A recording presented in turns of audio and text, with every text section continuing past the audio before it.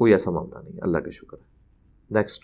آپ پر 2 قاتلانہ حملے ہو چکے ہیں، آپ ان حملوں میں محفوظ رہے، آپ کے خلاف بڑی کیمپین چلائی جاتی ہے، کیا عمران خان کی حکومت نے آپ کو کوئی سیکیورٹی مہیا کی ہے؟ گورنمنٹ آف پاکستان نے کوئی سیکیورٹی مہیا نہیں کی، لیکن انڈائریکٹلی مجھے کافی دفعہ آفر ہوئی ہے جو میں نے ریجیکٹ کر دی۔ اس کی وجہ یہ ہے کہ پاکستان میں چونکہ مذہبی طبقہ ہر ادارے میں گھسا ہوا ہے اور ایکسٹرا جوڈیشل ایکٹیویٹیز کو پرفارم کرنا یہ ان کے ایک مزاج کے اندر شامل ہو چکا ہے، جس کا ثبوت یہ ہے کہ کچھ عرصہ پہلے ہمارے پنجاب کے گورنر کو ان کے اپنے سیکیورٹی گارڈ نے ہی اسیسینیٹ کر دیا تھا۔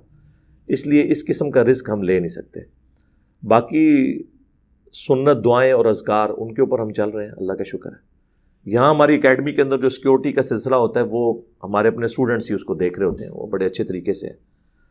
اور باقی عام حالت میں چونکہ ایجنسیز کی طرف سے مجھے پچھلے 2 سالوں سے تھریٹس کے حوالے سے بتایا گیا تھا، اس لیے نماز وغیرہ تو میں پبلک پلیس کے اوپر نہیں پڑھتا ہوں مجبوری کی وجہ سے، اس لیے میری پبلک انٹریکشن ہوتی نہیں ہے۔ پھر میرے 2 مکان ہیں، ایک اسلام آباد میں اور ایک جیلم کے اندر، اور میری جو ٹریولنگ ہے وہ بھی انڈکلیئرڈ ہوتی ہے۔ اس طرح کا کوئی معاملہ ہوتا نہیں کہ مجھے ایز سچ پرماننٹلی سیکیورٹی کی ضرورت پڑے۔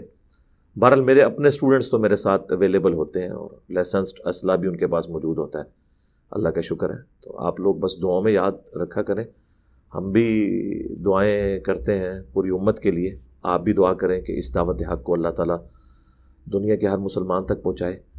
جن لوگوں نے مرڈر اٹیمپٹ کی وہ سیلف موٹیویٹڈ تھے، میں نہیں کہتا کہ وہ لانچڈ تھے، اور ان میں سے جو پہلا کیس چلا اس کو بھی ہم نے معاف کر دیا، دوسرا کیس ابھی عدالت کے اندر ہے۔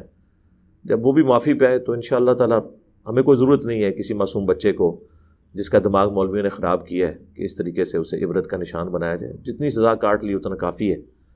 تو میری تو پوری کوشش ہوتی ہے کہ میں پازیٹیو اینڈ کے اوپر رہوں، اور باقی عوام الناس کو میں بتاؤں گا کہ یہ وہ لوگ ہیں جو عشق رسول کے نام کے اوپر اپنے زوم میں ایکٹیویٹی پرفارم کرتے ہیں، لیکن حال یہ ہے کہ جب عدالت میں جاتے ہیں تو صحت جرم سے انکار کر دیتے ہیں۔